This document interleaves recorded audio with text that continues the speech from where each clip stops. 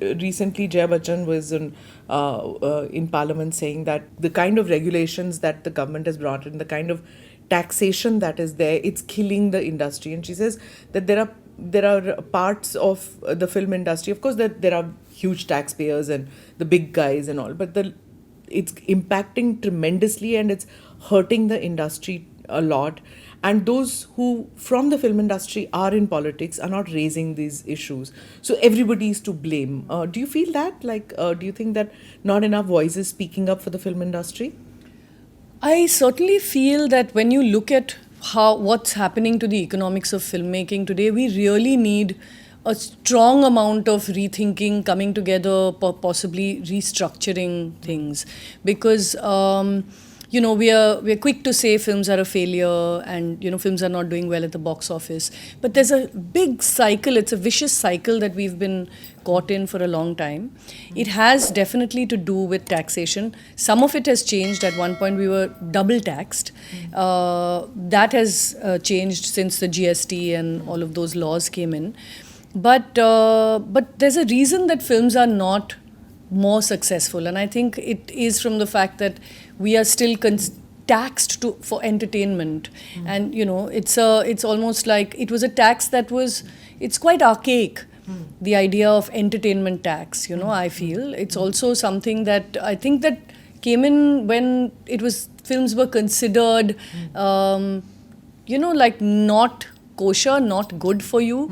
In some way there was a moral implication that films are not good, and therefore there's not really much encouragement of it as an art form. It's not cigarette smoking that you need to get people out of the habit of it. Exactly. Right? And we are a soft power. Storytelling is a soft power. Instead it should be encouraged. There should be subsidies. There should be in fact tax waivers to try and make films more. And when you look at countries like Korea and places where their entertainment industries have taken over the world, it's also because of a very strong support of the government and of the economic way it works. And also the embassies like Korea, I know they spend a lot of money to make Korean culture something that is appreciated everywhere in the world. And that was a conscious decision because they realized at some point of time that Korea is seen as, cheap mal, replicated mal. You can't afford Japanese technology, take Korean technology.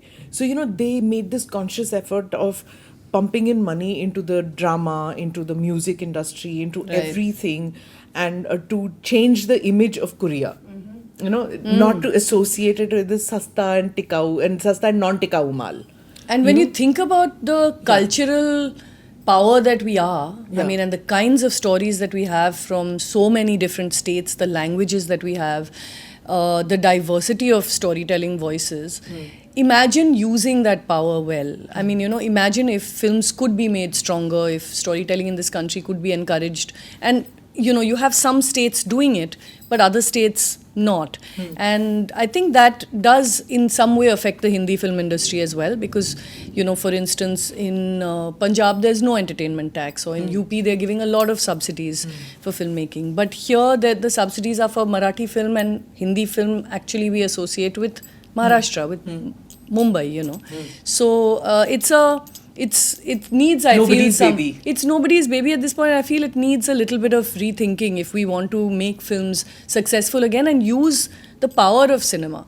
And I hate to say use, because at the end of the day, cinema should be, it is an artistic medium and should continue to, sort of speak to, things that perhaps news cannot directly. It can talk to human problems that in a much more sort of engaging way, and not necessarily be used to give messages. Do subscribe to the ANI Clips channel to get shorter versions of this podcast.